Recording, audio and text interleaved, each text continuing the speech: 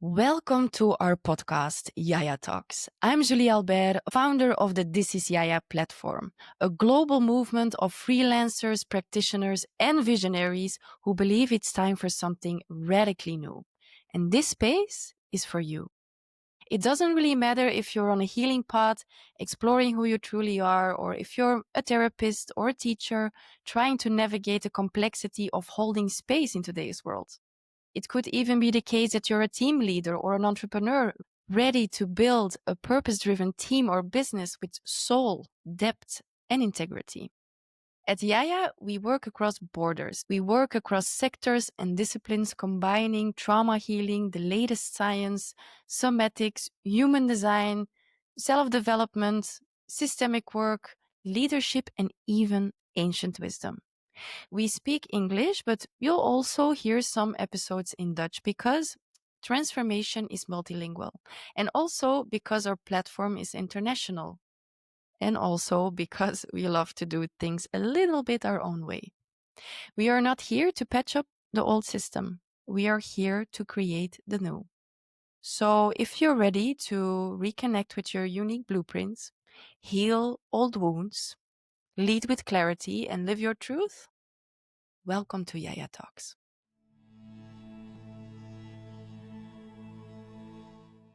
One thing I never did is stop learning. I always wanted to get better, go to the next level. So I always had this push. My favorite tool I work with is Lego Serious Play, which is a method that pushes your brain into thinking into 3D.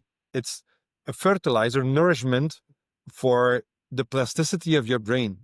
A lot of people are struggling with purpose, that they don't know what they are doing here, or they don't know how they can bring more meaning to their life. The next big thing is a lot of small things. Welcome to another episode of JAJA Talks. My name is Daan Annemans and I'll be your host today, and joining us is Jonathan Wiels. Hi. Hi, Jonathan. Jonathan is a true jack of all trades, but his versatility is no coincidence. It is a method. As a business strategist, he helps with lean management and helps organizations optimize their processes, enabling them to run more smoothly and effectively, regardless of sector or scale. He also facilitates Lego Serious Play workshops. These are creative and powerful sessions where teams make their strategies and collaborations visible and tangible, creating clarity where there was once noise. And last but not least, he is a key figure within the Purpose Academy, one of the core pillars of This is JAJA, especially the Pain to Purpose program, which is launching in 2026. Jonathan guides entrepreneurs, teams, and individuals in finding alignment, purpose, and problem-solving capacity, both in business and in everyday life. Welcome, Jonathan. Thank you for the amazing introduction, Dan. It's sometimes still strange to hear from other people what I actually do, because for me, it's a habit. It's a thing to do. Just, it's a natural thing for me to do. But sometimes when I hear it from someone else, it sounds very impressive. Well, you are very welcome, Jonathan. So, Jonathan, let's start today by explaining a bit where you come from. What is your background, and not just your professional background, but how did you end up at what you're doing today? We're going to need a podcast for at least 5 hours to explain to you where I've been, what brought me here. But some people die not living. They didn't fulfill their full life, the capacity they had to do. I think I'm already at life number 6 or 7 at the moment. So basically, I was a school dropout. Let's start there.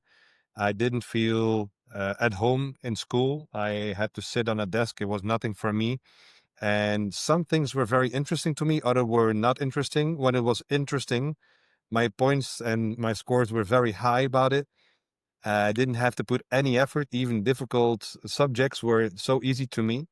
But when I'm not interested, I just don't care. And I cannot generate the energy, the power, the the focus to do it. So when I was 18, I dropped out of school because yeah, just didn't feel good there. I didn't feel welcome there. I joined the army because at least there you had some adventure. You were doing some stuff. You were out. Again, there I was top of the class for when I did the training. Um, Turned out that following a command was not for me. Um, as long as it's training and it's fun and I'm learning new things, it's good. But the moment it switches over to having to follow exact orders, it's not my thing. I worked in horeca, which is short for hotels, restaurants, and cafes, and it's a Flemish thing.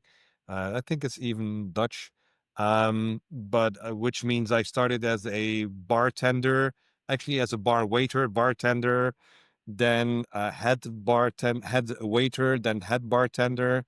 Then I started working eventing sector, and I ended up basically working as maître d'hôtel, where I learned a lot of skills of working with people. I can be a little bit cocky, it doesn't matter. I was really good. I'm really good at what I was doing because they keep asking me. I raise my prices. They keep asking me. I worked with the crème de la crème of Belgium. I worked with the Boxy Brothers. I work with some. I work with Peter Goossens, who was still running the only 3-star restaurant at the moment. But for one catering company, he was doing things. So I was working with him. You know, so I was really good at what I was doing, but at some point, you realize as long as you're exchanging your time for money, you will never get free, you will never get rich. And rich, I mean enough money to have the freedom to do what you want, not having extremely amounts of money on your bank account, but having the enough to do what you want, what you like. So that was just one part of the adventure, and then did some more jobs. One thing I never did is stop learning. I always wanted to get better, go to the next level. So I always had this push. Um, Besides working Horeca, I was also doing several other jobs and construction, working with machines, mobile equipment, because, I was always triggered to learn new things and always getting better, and just climbing up the ladder. Um, One of the biggest issues I had was working for a boss. After some time, I always got in trouble because I always treated my job as it was my own company. And I was always trying to be better and doing it as it was for my own, but it wasn't for my own. It was for some other person. And I knew how to make things better, but they didn't want to hear it. They didn't hire me to make things better. They just hired me to do a job.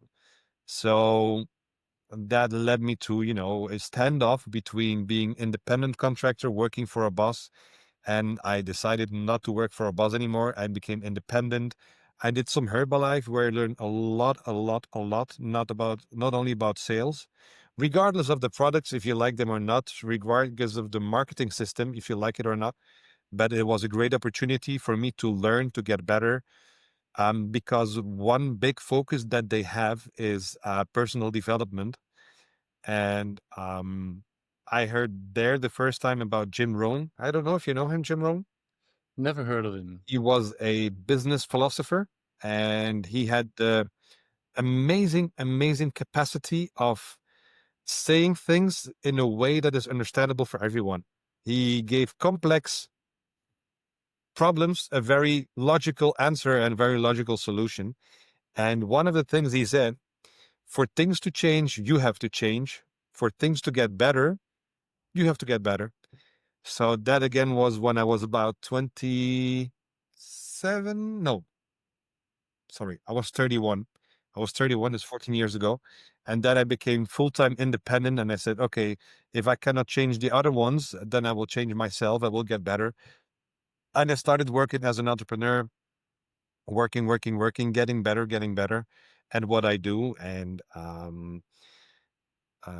after that, at some point, I was taking some personal training. And this guy, he started talking to me. He said, well, have you heard about human design? And I said, no. have no idea what it is. He said, "Oh, maybe you should look it up. And I'm working with this. I'm a projector, and da da da da da. And maybe it could be something for you. Maybe it is. Maybe it isn't." Um, and that literally changed my life. After becoming independent was a big milestone of my development of who I am now today, because that was your question. How did you get where you are today? That was one very big milestone. First one was getting in touch with Jim Rohn. For example, all the big ones now are using his work and just setting it to their hands. For example, Tony Robbins, his biggest mentor was Jim Rohn. So he's I didn't know that.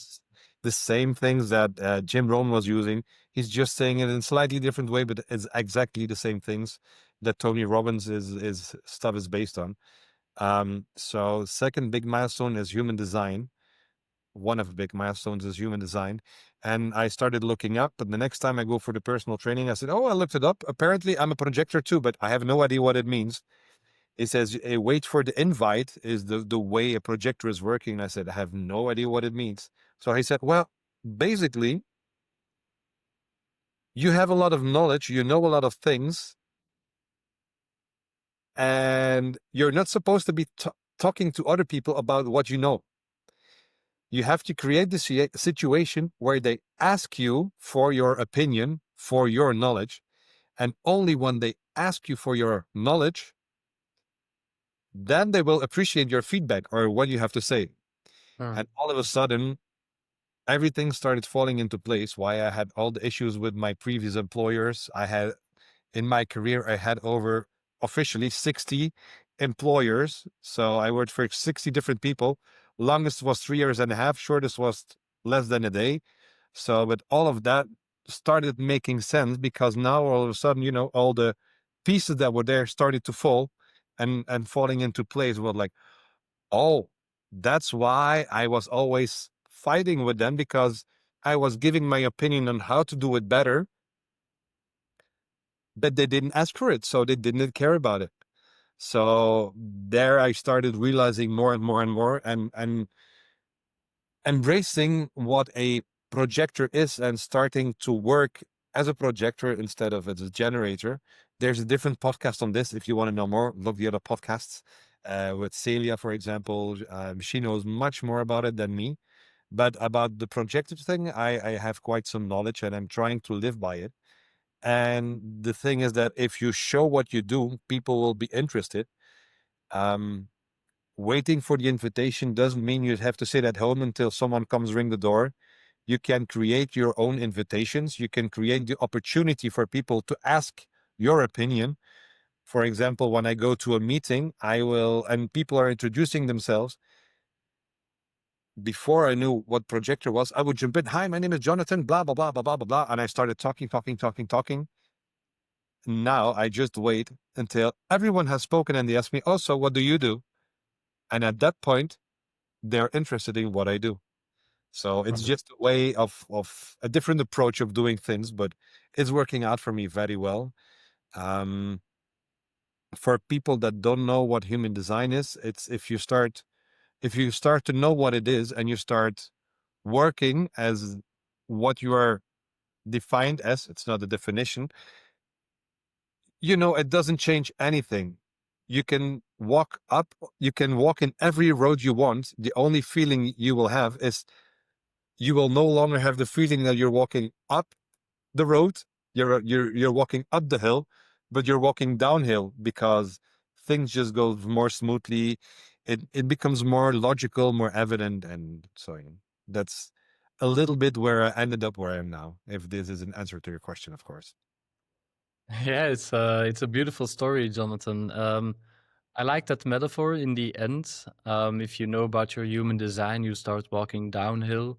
You're getting better, but you have the feeling you're walking downhill. You don't have this resistance anymore. You have less resistance. Exactly. But this will go uphill. Yeah, that's a good one. It's a beautiful story which you shared about gaining your independence, but also learning these life lessons of how you interact with your environment and with the employers you were working with. And even though you had all the knowledge to help them, well, improve their business, they didn't want to listen, and it wasn't your place as a projector to do so. No, I didn't. How do you work today in your courses on lean management, working with businesses? How do you implement these life lessons today? My preferred tool of working with companies. I still have two different lines that I do in my job. One is I still teach technical courses because I'm just really good at this, and I'm not yet where I want to be, and it's not yet a full-time thing I can do because there's a saying in Dutch, onbekend maakt onbemind. Unknown makes it unloved. If they don't know what it is, they go like, oh, what is this? Oh, no. Let's go with something familiar. And if something is mainstream, it's easy, but then everyone is doing it. And the struggle that I now have a little is explaining to people what it is I do. I'm getting better and better at it. It becomes more and more known, but my favorite tool I work with is Lego Serious Play, which is a method that pushes your brain into thinking into 3D. Everything that you see around you, everything that you can feel, that you can touch, everything is 3D. For example, I'm holding a cup in my hands, and when I'm holding the cup, I can see the inside, I can see underneath, I can do everything. Yet, when people are trying to solve problems, they revert to 1D, one-dimensional, just writing it down, maybe to 2D, making a drawing of it. But your problem is in 3D, so how can you solve a problem in 3D if you're thinking only in 1D or 2D, one-dimensional, two-dimensional, when your problem is 3 or even 4-dimensional? So it's a tool that makes it possible to make untangible things tangible. So things you cannot touch, you cannot feel, it's difficult to comprehend some idea. But if you can build it in Lego, in this case, if you build it and you can show to people what everything means and what it is, and people get an understanding of what you're trying to say, because you build it and they can see what you're pointing at, what you're doing, what your vision is about it, then it's much easier for them to understand. I'm pretty sure that you already had at a certain point you were discussing with someone and you were, I don't understand. And finally, when you get when you get what this person is trying to you say, now I see. Right. So visual is a big thing for people. So it makes it more visual. It makes it more understandable to work with what is untangible. Okay, yeah, that sounds great. And I can imagine there's also this element of play in it. It's called Lego Serious Play. So you have the serious part, but also the playful part. So can you maybe elaborate a bit on that? My biggest mentor is Per Christiansen. It's Per, and Per is one of the master trainers of the Association of Master Trainers. Per Christiansen, and he said, like, play. Many people see play as a distraction, as getting away from what you're doing, while actually play is a fertilizer for your brain. Sometimes when you're playing, you get ideas that you don't think of because you're thinking too complex. You're thinking too far. You're going too far. And while you're playing, you get new ideas. It's stretching and nourishing. It's a fertilizer, nourishment for the plasticity of your brain, because you start thinking in a different way. You start working with your hands. You start working 3-dimensional. You start building something, and when you make a connection between your hands and your brain, you create new pathways in your brain. The same reason when you're studying, a lot of people say, yeah, but when you study, you have to write it down. You will understand better and you remember better. Yeah, you create a connection between your hands and your brain. And when something is illogical to you or you don't get the full meaning, once you see it, you can start understanding it. When I'm not working with a business, when I'm working with people and they're speaking about, yeah, I feel block, and I don't know what it is. Well, if you cannot define what is in your mind and what is stuck, how can you work with it? If you cannot give a clear description of what it is, then how can you start working with it? I have an idea to do this. I don't know yet exactly how, what, when, where, how.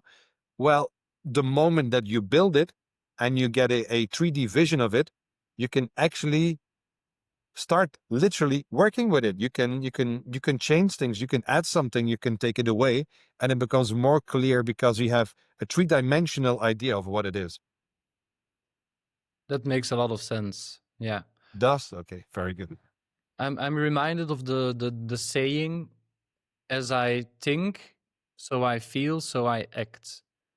And that's the basics of Lego Serious Play helps you to translate that thinking into something very tangible and clear, because you translate it into 3 dimensions. Yeah, actually, absolutely.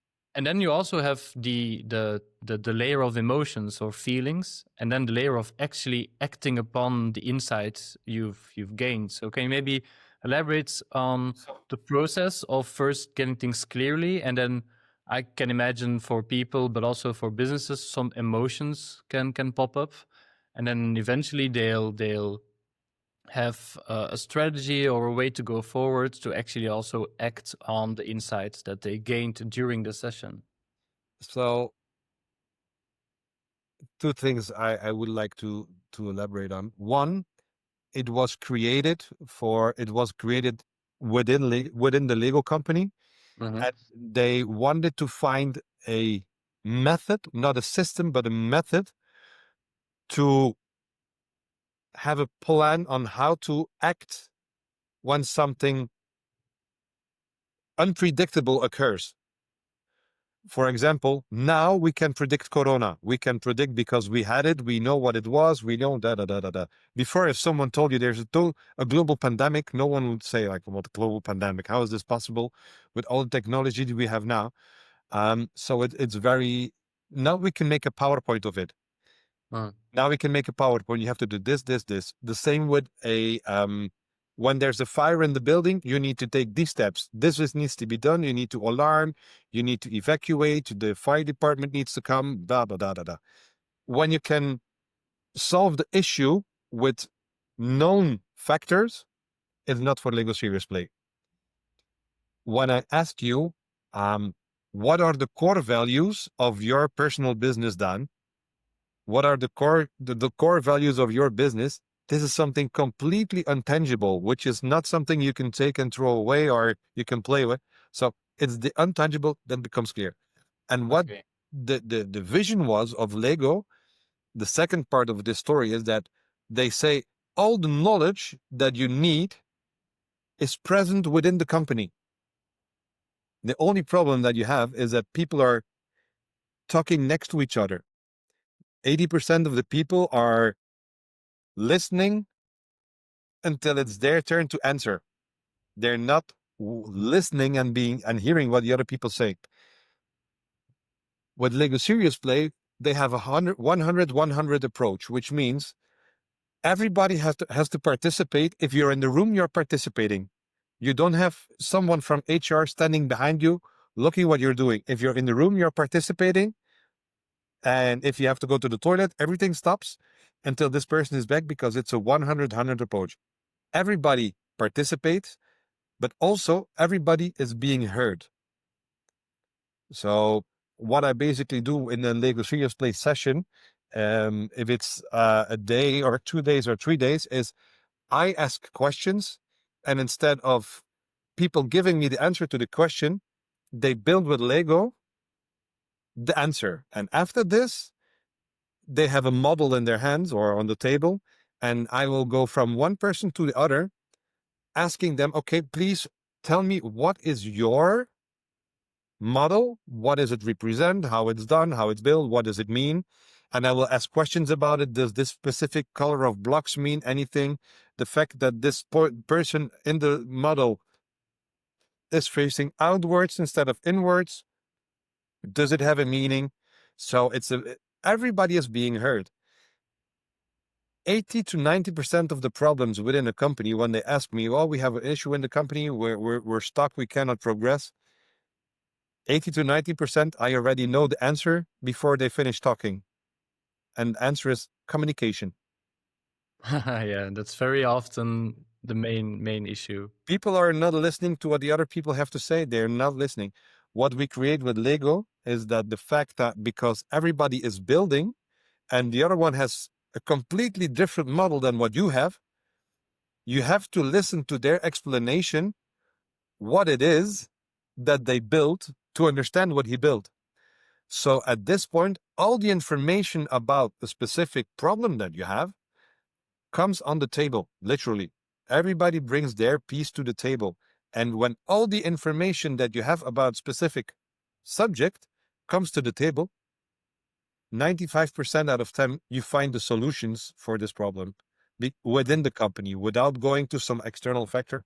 The only problem is there's no room for listening to each other. And when we do a Lego Serious Play workshop, what my job is, I have an issue, personal issue. That's my problem. I have an issue with mentors, coaches, and all these kind of things and consultants, because I don't do any of that. The only thing I do is I facilitate a space where new ideas can come to life. I create a safe space where everyone feels safe, where everybody can say their opinion without being judged, without being dumb, because all the questions that I ask, I always ask for, what is to you, da da da. What does it mean to you, this? For you, what is, for example, one of the questions I ask is, please build for me what makes you happy in your job, or what makes you happy about the place where you live. No one can judge you on this. So, but this starts creating a safe space where people can feel free to talk. And the funniest thing is, when I go there the first time and they don't know what Lego Serious Play is they are very, oh, what are we going to do with Lego blocks today? Oh. And the thing is, when I put a box of Lego in front of you, everybody lowers their defenses because they say, oh, it's only a game, it's with Lego. And they lower their defenses, and without realizing, all of a sudden, they're so much engaged and playing, literally playing with the blocks and putting things together, that they all of a sudden open up completely without them realizing it. And only then you get and create breakthroughs. It sounds amazing, Jonathan. It is. I'm also hearing a lot of things that are similar to a coaching approach. When, as a coach, you need to create a safe space with your clients. You also don't claim to have the answer or tell your client what to do. You guide them into finding their own answers. Mhm. So that sounds a bit similar, but then as a facilitator. No, Now you because also work with. sorry to interrupt you. I don't feel like a coach because I'm not coaching. All I do is I have this humongous backpack with experiences behind me. Yeah. And from my point of view, I create the questions for them. I don't guide them in any way. What they built is their build. I know what the problem is, what the issue is, why they are stuck, and where they want to go. And it's my job as a facilitator to ask the right questions to come to a plausible answer for the problem. I never guarantee anything, but the thing I heard many, many times is that after a session that they progress 3 months. Normally, to get the result we have today, we need 3 months, 4 months, 5 months to get to this result, because now they were working focused without interruption, without, I bring them in a state of flow, which we will talk about later. I want to get back to one thing that was, you were asking me about emotions, if there are emotions involved in the whole story. Yeah. And it's a massive one. For example, I was asked to a company where they had an issue. They found out where they had 5 or 6 consultants before me, and they found where the problem was, but they could not find the exact problem, what it was. They know it's within this team, but they cannot find it. And so a friend of mine, he works there, he says, Jonathan, maybe I have something for you. Maybe you could go there, da da da. So I go, da da. I arrive with my big car with a lot of Lego blocks and everything. And there he is with the Lego. Before they had all the big consultants and everyone going, oh, what you going to do with the Lego blocks? And after 2 hours and a half, one woman within the group, it was a quite important team. It was the internal accounting team. So it was a very big, important team. And they knew the problem was there, but they could not find it. So after 2 hours and a half, all of a sudden, one of the women, we were nine people. One of the women, she starts crying, but I mean not crying, but weeping, like just opening the robinette and just running out, water, crying, like weeping, and we're like inside. I go like ding ding ding ding ding. I have a I achieved something. So of course I comfort the woman, and I said, would you mind sharing what triggered this? And she says, well, I've been working here for almost 9 years, and it's the first time within 9 years that I feel like I'm being heard, that people are finally listening to me. That's so beautiful. Yeah, So it has a lot to do with emotions and misconceptions of people. Of people like to fill in the blanks for someone else. And one of the things I live by is assumption skill. definitely. When you're walking on the road and you assume that the car that is coming has seen you, and you cross the road and he hasn't seen you, you die. That's the simplest way. So assuming that somebody understands what you mean is very dangerous. And with Lego, we take out the assumption and we come to concrete understanding of each other's ideas, of each other's opinions, of each other vision on a specific issue. Yeah. It sounds really powerful. Also, for that woman in the example you just gave, it's the first time in 9 years that she feels heard. I mean, that just shows the power of a Lego Serious Play session. It's not That's the just about 100 listening approach. to each other on. It's not just about listening to each other on a superficial level. It's deep listening. It's visual as well. And everyone participates. And it's very powerful. Now, I imagine, so for businesses and organizations, it can give a lot of clarity, makes the intangible tangible. How about the sessions for individuals? How are they different from sessions for teams? I And work with solopreneurs quite often. yes, Solopreneur, so somebody that has a small company, maybe one employee, two employees, but he's the one that has to do everything. And for the solopreneur, they have to wear so many hats. They have to wear so many different things. They are the PR manager, they are HR, they are accounting, they are the sales, they are R&D, they are everything. And switching between all the hats, they get lost in the story. Mm. And they even made a movie about it. Certain things get lost in translation. Talking from one hat to the other hat, even within your own mind. I was thinking this way, I should do like this, but then and then. So, and you start assuming things that you were thinking before. And what I can do for individuals is create clarity, just create clarity on where you are. For example, for startup companies, a lot of people have an amazing idea. They start, but they forgot about the basics. What are the core values of your company?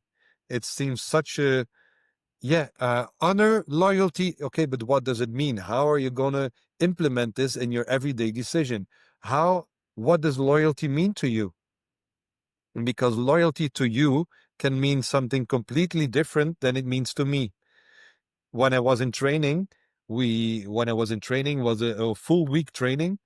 All of a sudden we were creating our own fake-ish freelance team to work together, and what are the values that all these different people were bringing. And I said, well, loyalty, it's very important to me. So I want to add loyalty as one of the values for the team. And one guy says, no,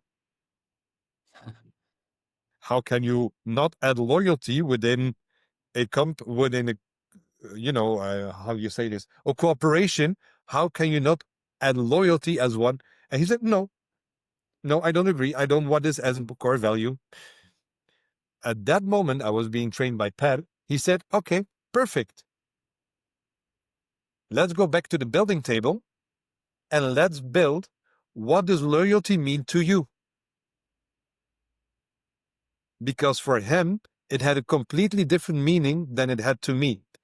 And once he understood what it meant to me, then we created a shared build. So whatever it means for everybody, you have to create a common ground, what it means.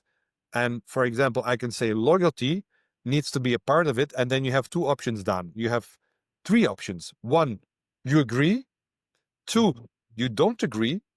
But the third option is, okay, but if I added, maybe it's not important for you, but does it bother you that it's there or no? Can you live with the fact that we added, even if it's not as valuable for you as it is for the other person? Can you live with that it is being one of the important values within the company? And that's a different story. Not everybody has to agree that it is the most important one, but we can agree that, okay, I can live with it if it's there. So we got a joint understanding of what loyalty was, and we added it as a complete new build within the company, within the rest of the structure. So getting an understanding of what it means to you, what your core values are, it's not that easy. It's not that easy. There's a big difference between one of the things that I was working with Wendy. She's a good friend of mine, but she also is social media, and she has a company. And I ask her, okay, you're feeling stuck. One of the questions I ask her is, how do you think that other people see you? Not how you see yourself, but how does your mom see you? How does your dad see you? How does your neighbor see you? Your client see you? Your competition see you? And all of a sudden, you start getting a completely different perspective. And then the next step was then, okay, but how do you want to be seen? But again, that's something completely different. And you can go to all these different steps, but because you build it, it's no longer staying in your head. You're actually building it, and you can start, because you can see it, it's there, the model is there. You can start working with it. You can start developing it. You can start looking at it from a different perspective. Oh, it looks like this, look like that. So that's what I can do for solopreneurs. I've been asked to work with people with mental issues, where I say, okay, I would be willing to do that, but I am not a trained professional. So I can be there, I can open Pandora's box, but I cannot control what comes out, and I don't know how to handle afterwards when it opens up. But it can be a breakthrough for people that are being stuck with their feelings, with their emotions. But then I need assistance of, I can be in support of different help and care providers to, to get a better understanding of what they do. So that's what I can do for individuals, a little bit, just in a nutshell. That's great. Yeah, it's there's a lot of different elements to it that I find And really interesting. that's the fun part of having such a big backpack with all the things I did. I understand almost all the levels of, I had the honor of working with one of the catering companies when Obama was in Belgium. I was the maître d'hôtel who was actually serving Michelle Obama. The men were doing, the leaders were doing something, and the partners were doing something else. And it was a dinner it was a G8, and they were doing a dinner in the Museum of Modern History or Modern Culture in Brussels, something like that. And I had the honor of being there. So I am known with all levels of management, of C-level CEOs, but also the workers. And, usually there's a big gap in between the understanding, and I can fill in the gaps by asking the right questions because I have the knowledge what the other people are thinking, if that makes sense. Yeah, it makes sense. So I wasn't lying in my introduction that you are a true jack of all trades, having had 60 employers and all these different A lot of sections people you know work. a lot of people know the saying a jack of all trades, but not many people know the full sentence. And the full sentence goes, it's better to be a jack of all trades than a master of none. Right. So Yes. I'm not exceptionally good at one thing, but I know a lot about a lot of things. So I have a quite big backpack with knowledge, with experience, with these kind of things. So that's also where my strength lies, because like you said, after the fact that you get to a result where you want to go, where you want what you want to do. I also have the knowledge and the backpack to start to help you implement these kind of things.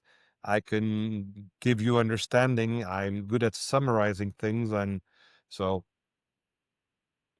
No, that, yeah, I definitely already mentioned. I'm sorry, I definitely already um, saw that working together with you, that you're great in summarizing and asking the right questions. And one thing that I found very interesting that struck me is that you said you get asked sometimes to do a Lego Series Play session for people with mental health issues, but then it is in collaboration with a caregiver that takes on the next level. You things are coming out, but you're not the trained professional in mental health, but you can. you have to know your zone of genius, and working with with that's not my zone of genius. That's for someone else's. That's for example, Julie, who is part of this. Is yeah, that's what their area of expertise, their zone of genius is. It's not mine. For example, I can facilitate, like I had with the woman I told you about in the workshop that starts crying. That's on business level. That's something that gets triggered and that is easy to handle. I mean, it's a communication problem. It's a culture that is being This is something I can work with. When you work on a deeper level with people that experience traumas, sometimes they cannot tell you what happened because the trauma was too big, but sometimes they can build it. And once they start explaining what happened, or they start explaining their feelings, it can help them. But that's not, I can ask the questions, but I don't have the answers, or I don't have the right background to follow up with that. Yeah, but that's the thing that struck me is that exactly this is what we're doing in This Is Yaya, that we don't have the typical approach to therapy. You have one therapist or one coach or one psychologist helping you, but we cross-pollinate between these different people with different talents. And then Lego Serious Play becomes part of a larger journey, a healing journey that people can go through and then also be aided by different forms of therapy. That's one of the reasons why I joined, because Julie asked me, do you want to be part of this? Is Yaya? It's a healing platform. I was like, I have no place there. I have no background in any of these things, and even like I know there will be a podcast. We spoke about it in the summit we had before. Um, Trauma. What is trauma? I have no idea what all these kind of traumas are. I don't know what all these kind of therapies are. What is somatic therapeutic? I have no idea. Sorry. What am I doing here? But she said, no, you have your own different approach. You have a different point of view. So it's good for us to see the other point of view, and we can fortify each other. We can make each other stronger by collaborating. And then we're like, okay, sure, why not? And I've been with This Is Yaya, I'm think pretty much from the beginning, and it's I met the most amazing people there. Giving you as an example, yeah, no, I'm not joking. It's a team of amazing people, and I'm always looking forward when I'm talking with them, when we're meeting, when it's at a certain point you start creating your own tribe, and I'm very proud to be part of this tribe, really. Well, thank you for saying that, Jonathan. Me too. And Some beautiful words for Julie there. She is actually really great in finding the right people to match them together and build this ecosystem. She just has a knack for it. Now, what I was thinking while you were explaining is that the power of Lego Serious Play, by making the intangible tangible, but also giving this 3D perspective via play, is also kind of reflective of the This Is Yaya tribe. You have all these different perspectives coming together, which makes things more clear, or which helps also our clients gain more clarity in working with us, because they get healing or get help finding their purpose from different perspectives. So that's that. I just think a very powerful thing that This Is Yaya is doing. Now, earlier you mentioned also something about the flow state, or a state of flow, and that's also something you bring people into during a Lego Serious Play session. There's this amazing guy. He was a researcher. His name was Mikhail Csikszentmihalyi. I just love to say his name. He was a researcher, and he was researching why sometimes you work better in certain situations than in other situations. And he was the first one to describe the state of flow. And flow is a state where you're so engulfed in what you do that you, for example, lose track of time. You're working, and all of a sudden there's 3 or 4 hours passed, and you're thinking, oh, I thought I was working for 1 hour, but already 3-4 hours passed. Well, that actually means you were in a state of flow. You were so totally engulfed and engaged with what you're doing that at that moment you make so much progress. And that's when you want to work, that's the best place to be. But also, when you're playing music, you can go into the state of flow. When they say, yeah, we were jamming, we were vibing, you just are going. It just feels so good, and you don't have a notion of time, what's going on. It can be when you're having a conversation with someone. It can be, being in nature. I like to travel a lot. When I was in Bulgaria, I found a very nice spot at the Black Sea with an amazing view, and I was just sitting there, and all of a sudden, I'm like, oh, 4 hours are gone. I didn't know I was here for 4 hours already, because I was just relaxing and being there in the moment and not being busy with other stuff. And that's basically how you can very easily describe flow, that you're being present at what you do. And the biggest issue that we have now is distraction. Once you Exactly. get distracted, you're out of flow. And distraction, flow is a state of mind where you're working undistracted. So that means you have to turn off your phone, for example. And that's a difficult thing to do these days. And the Lego Serious Play, we don't. There's no phones allowed, nothing. They have to stay outside, or at least go away, different table. You're not looking at them. Also in the breaks, don't go near your phone. You're working. You're talking again with people. You're connecting with people, and you keep on building forward.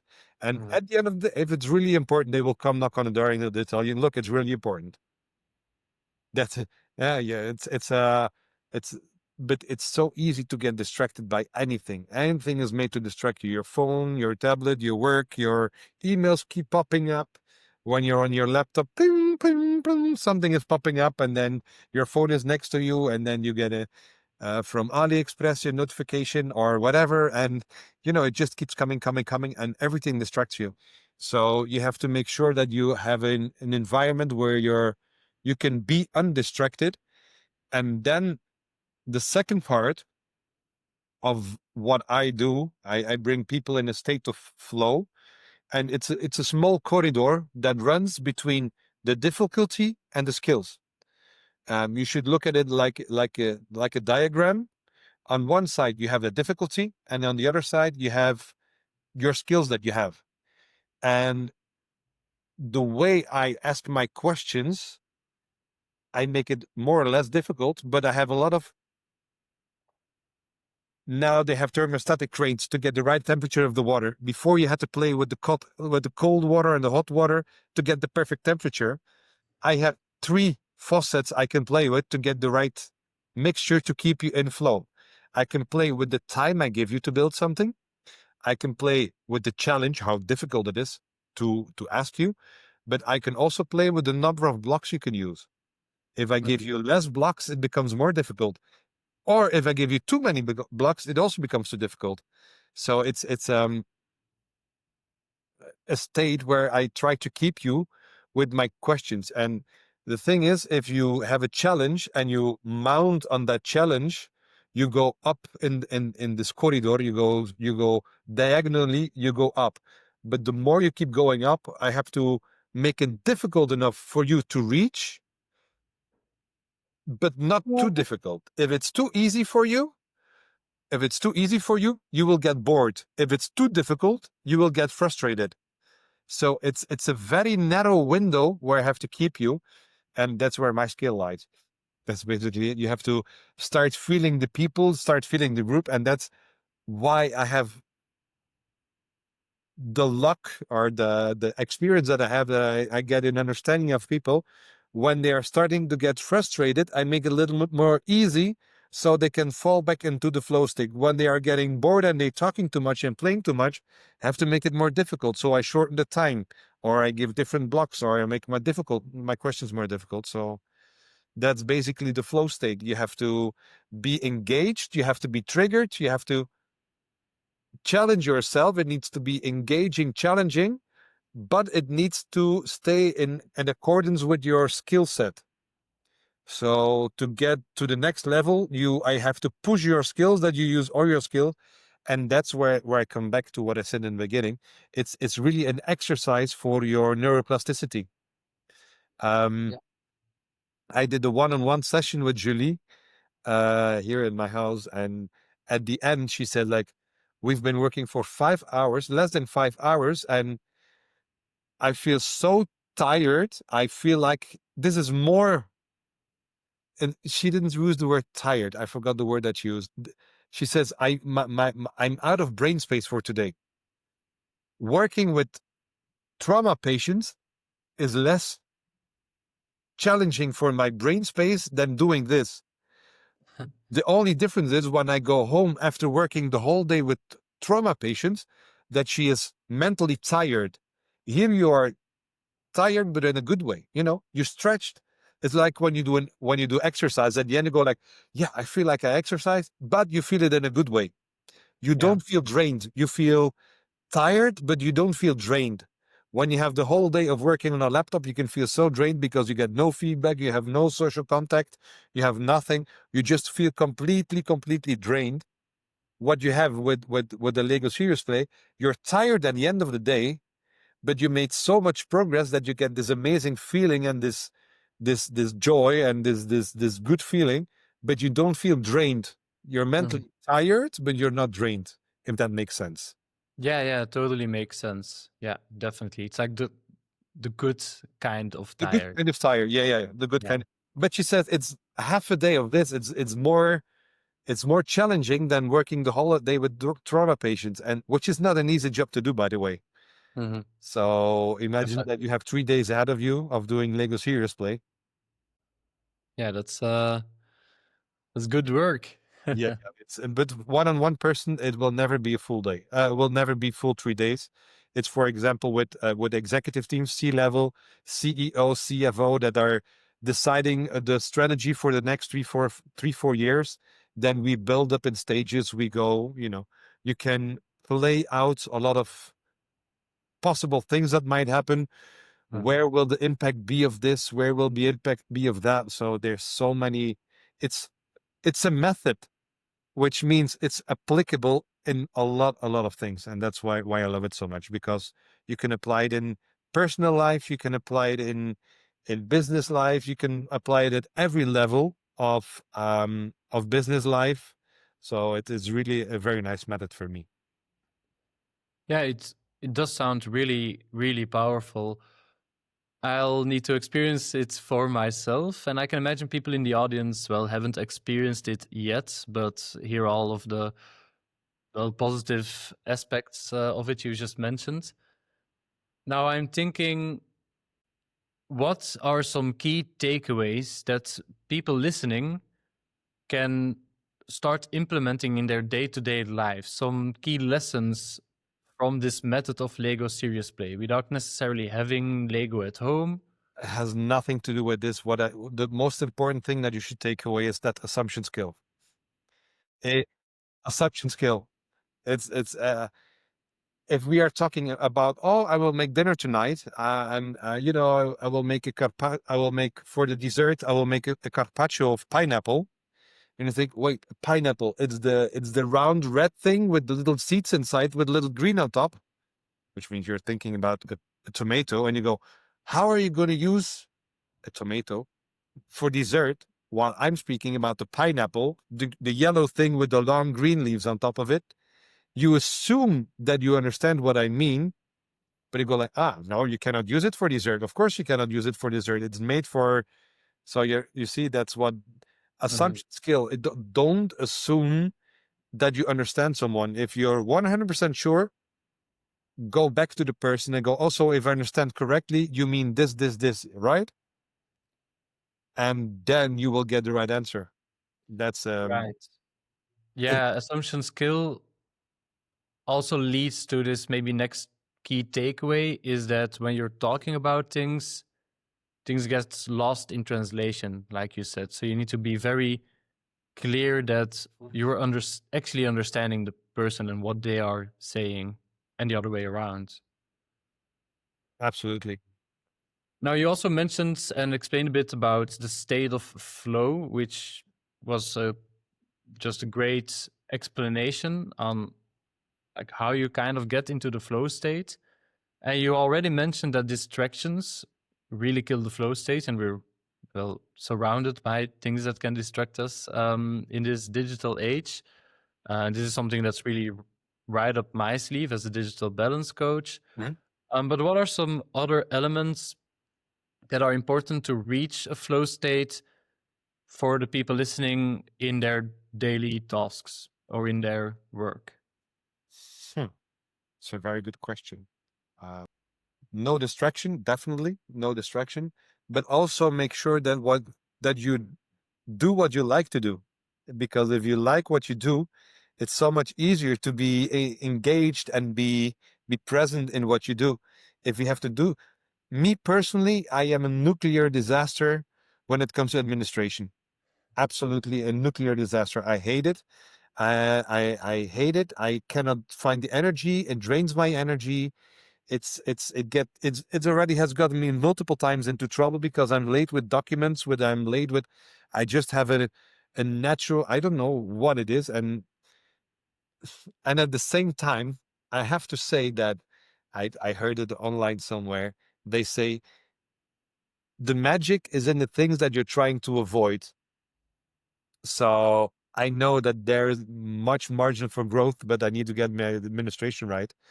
But if you want to get in a flow state, make sure that it's something that you like to do, it's so much easier to do something that you like to do than what you don't like to. Yeah, but sometimes I have to do stuff that I don't like to do. Yeah, of course. Yeah. There's a clip of me somewhere on This Is Yaya, also on my Instagram, where I'm talking and I'm driving to a training that I need to give, and I have to be in the car. Normally 2 hours. I was already almost 3 hours in the car. And what I said was, everybody wants to be a lion until it's time to do lion shit. So sometimes you have to do things that you don't like, but if you have to do things that you don't like, you will probably not get into flow, because you're always looking for a way out of doing what you need to do, because you're just not engaged. You're not. So yeah, try to do something that you really like, something that you really are passionate about. And for entrepreneurs, it's the same thing, make sure that what you're doing is what you're good at. And one of the things that I learned is will rather hire someone to do a job for me that I'm not good at or that I don't like to do than to do it myself. And this creates so much brain space, creates so much freedom for me that, I found an amazing accountant.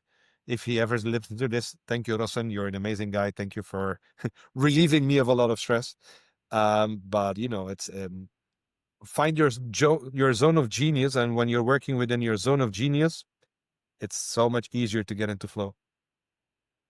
True. Yeah. Two things. One, thank you for the very grounded approach. Like sometimes we need to do things that we don't like, and we don't always have to be in this flow state.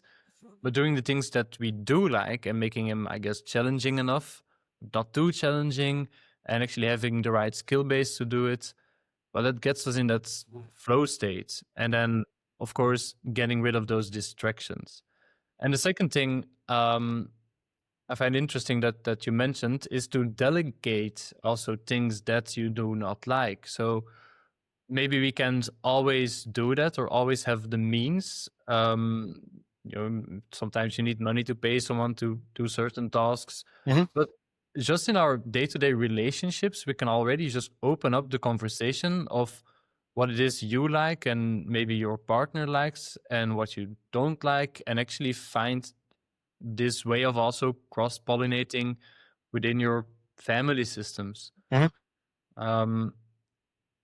Yeah, thank you for clearing that up, Jonathan. One of what you just said about the family things, and everybody's always speaking, yeah, everything needs to be in balance and da da da da da.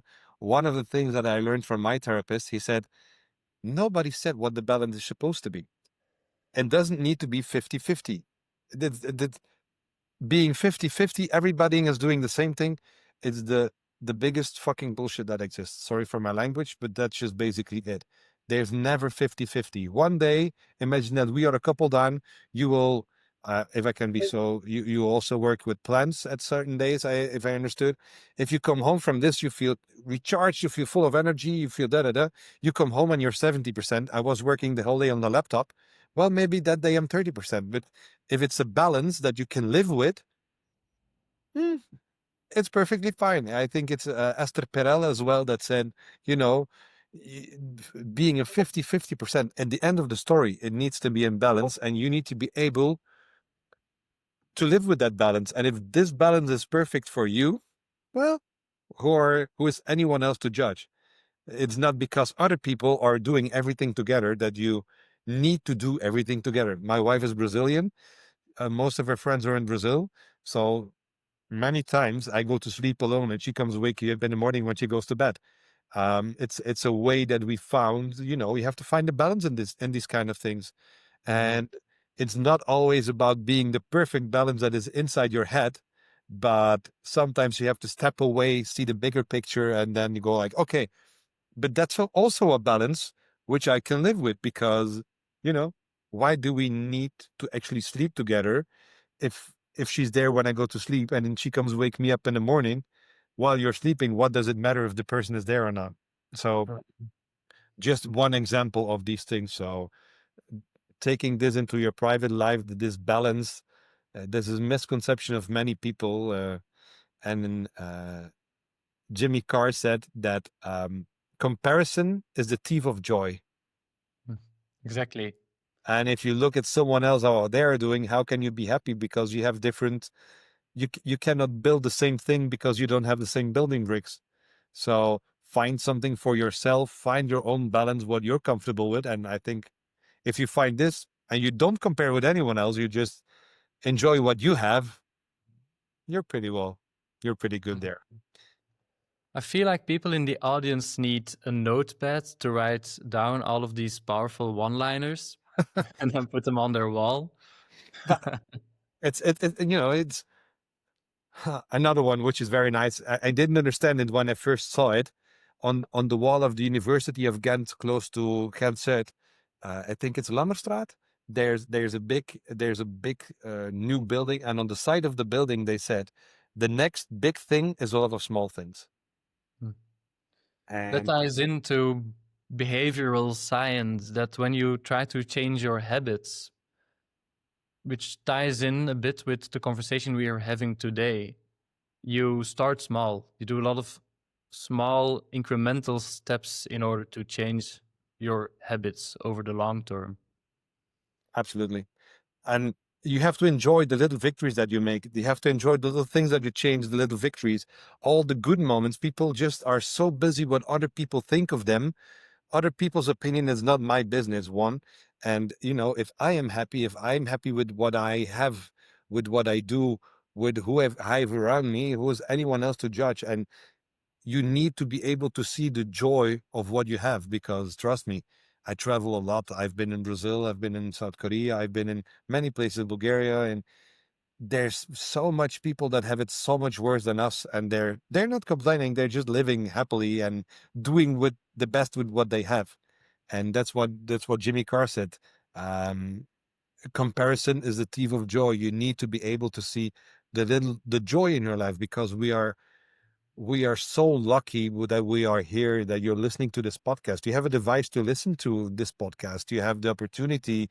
We have the opportunity to record this podcast. We have so many opportunities, and it sounds so evident, so logical that we have them in it, but it's not. It's totally not so.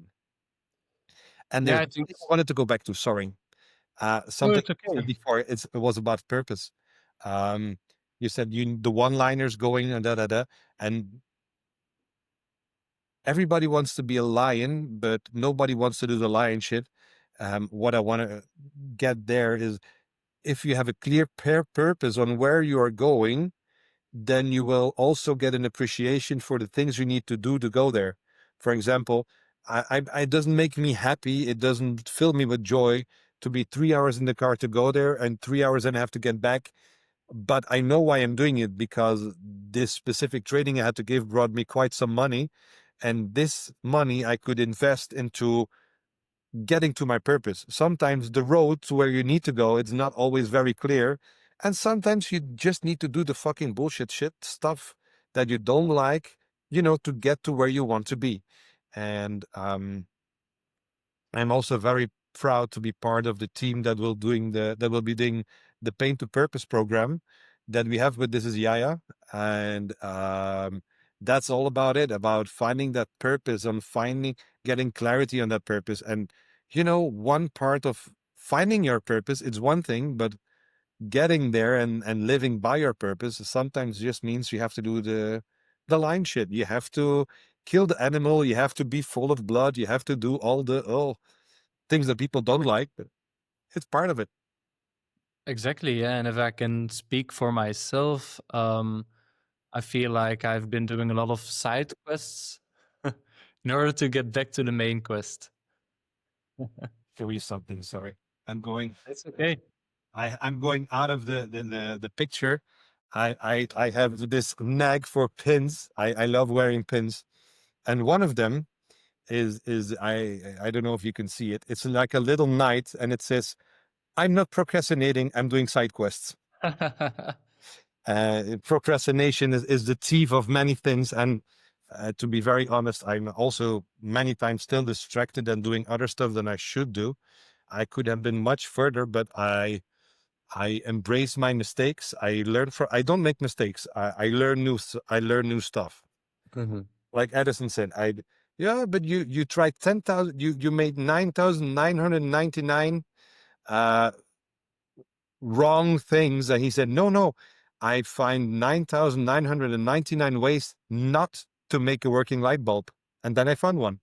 So it's, it's a Yeah, it's all learning progress.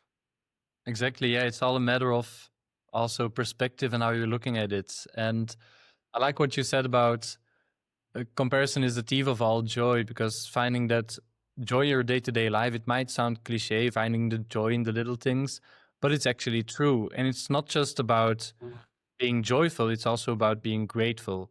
Like being grateful for, as you mentioned, being able to record a podcast, being able to be part of the This Is Yaya team and doing the work that we are doing. Now, I like that you also mentioned some things about purpose and the Purpose Academy, and specifically the Pain to Purpose program. Can you maybe elaborate a little bit on that? I can. It's a program which is part of the This is Yaya platform, where we when we were talking with people in the beginning of the platform, we were asking a lot of questions, on what is the best way for us to serve the people. Um, if you like one-liners, GFK said, "Service to many leads to greatness." So we try to find a way to serve the people, and you can always assume, but the better thing to assume is just ask them, what is it that you need? What is it that you want? And we found, as a conclusion of all the questions that we asked, that a lot of people are struggling with purpose, that they don't know what they are doing here, or they don't know how they can bring more meaning to their life. So we created the Pain to Purpose program, which is a 12-week program, where we'll be guiding you through several steps and the several pillars to get to a more clear vision, a better understanding of what your purpose could be, not definitely is, but what it could be, or at least get you in the right direction. And the biggest difference between us and other people is that we will be working with your past, where we are now, get a better understanding of your past, help you see where you are now, and maybe show you a little bit about the future, where you want to go, how you might get there. And what I think makes it very strong is that we have 4 different people that are 5 different people that all bring their own different backpacks. We sit together for the whole weekend looking at each other's backpacks. What are the best things that you have in your backpack? Because sometimes you have something in your backpack that you're not aware of. Some things you are very aware of, and other things you're not that very well aware of. We looked in our own backpacks, looked at it, checked each other backpacks, and we saw, okay, this is something that can help them. This is something that can help this kind of people. In this stage, we can help with that. With this stage, we can help with that. And we came up with a program that if people, not if, when people join, that they will not only get a better and clearer vision of what their purpose is, but also actual handles. We will not do it for you. You have to do it yourself. But we will give you clear handles, clear targets, clear tasks to do, clear exercises, and the right support to actually start working towards that purpose. We will give you a kick in the butt to start going in the right direction. We will point you, and then we'll kick you in the butt and move, get there. That's what we aim to do with the Pain to Purpose program. Yeah, that sounds great. Well, of course, I am also going to be one of the facilitators of the Pain to Purpose program. And there's, as Jonathan just mentioned, a lot of elements going into it. So we talked about Lego Serious Play today, which will also be part of the program. And as we talked about during the conversation, it's a method that ties in with all of these other different methods. You will get a full human design report, for example. We're going to work on conditioning and limiting beliefs. We're going to do nervous system regulation, and so on and so on, all tied in together, weaved together to have this program that actually works to bring people from pain to finding out who they are, finding out how they can go past that pain and actually find their purpose and then start living towards it. So I'm Yeah, looking forward to I working with you. the first one. I already did the first one. Now it's a rerun. We rebooted it. We listened to what the people said then. There were some things like you gave us a lot of information. It was a lot to process, so we extended the program from 6 weeks to 12 weeks. We give support. We did the Booster Monday calls. We, just to help people get back on track after the weekend. So there's many things that we do, to it's difficult to drive. I have a better metaphor. It's like a football game. If you take away the goals, you have 22 people running around on the field with the ball with nowhere to go. And it's quite stupid if you have 22 people running around on the field with a ball and passing it, and then what's the point of passing it if there's no goal to get your target? If there's no clear goal there, then it's really stupid to have 22 people running around. And what we do is we will clarify where the goal, what your goal is and where the goal is, and we will show you how to get there, and we will kick you until you start moving in the right direction, in the nicest possible way, of course. Yeah, that's great, Jonathan. Another great metaphor. Yeah, it seems that we had a lot of key insights for people, a lot of one-liners, but also very, very interesting metaphors. Some key takeaways for the audience might be that assumption skill, that it's important to play. It's not just a distraction. It's actually very important to play. Some ideas of how they can get into the flow state, for example, getting rid of distractions, finding something that has this balance of being the right challenge, but also the right skill base, and doing something that you like. And also that they can, if they want, of course, join the Pain to Purpose program to be helped by this is Definitely. yeah. Yeah. And one thing I would like to close off with, and you can complete for me. You win some, And you win some. and you lose some. No, no. Oh shit. You never lose. It's a choice. It's 100% a choice. I never lose. I win some or I learn some. So if you make mistakes, don't see it as a mistake. It's you just find another way, not how it doesn't work. So you learn the new way on how not to do it. And people are often blaming themselves that, oh damn, it didn't work, I made a mistake and da. No, you just find another way how not to do it. Let's not do it again. Let's now find a better way to do it. And don't be afraid to ask help. If you can't find a way, don't be afraid to ask help. That's one of the things that I learned. I wish I learned this much sooner, that it's perfectly okay. There's no shame in asking help. I took some business courses. And one of the things I learned is your zone of genius. You're good at certain things and you're not as good at other different things. And don't be afraid to ask for help. And if you cannot find your purpose, don't be afraid to help. We will help you. We are trained professionals, each in our own way. We are experts, not by the trainings that we got, but by the experiences. A lot of training, just to be clear, we have some really trained specialists in our team, but everyone is beside the fact that they are. That's one of the questions that we got before, like, well, yeah, but you say you're an expert at it. How can that? We all lived through this. We lived what we do.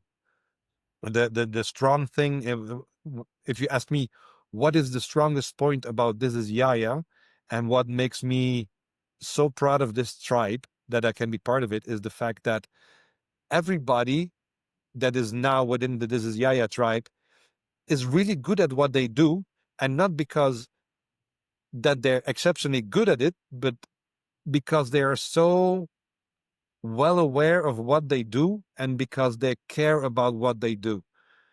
It might not, you don't need the best mechanic to work on your car. You need the one that is passionate about the brand and he loves to, that actually knows and cares about it.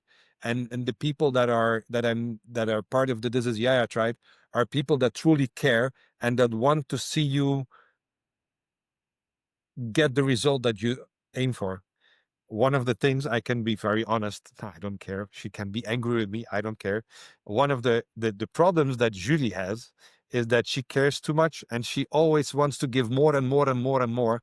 She's just so passionate about what she does that we have to step on the brake for her, because she cares so much about everything and she wants everything to be absolutely perfect and to give the maximum of value that we can give, while we are actually already giving so much value that most people are not aware of. So we have a team that really cares about it. And I'm pretty sure if you decide to join the This is Yaya movement, if you participate in one of the workshops, the programs, that you will every time be absolutely impressed by the people that we have in our team.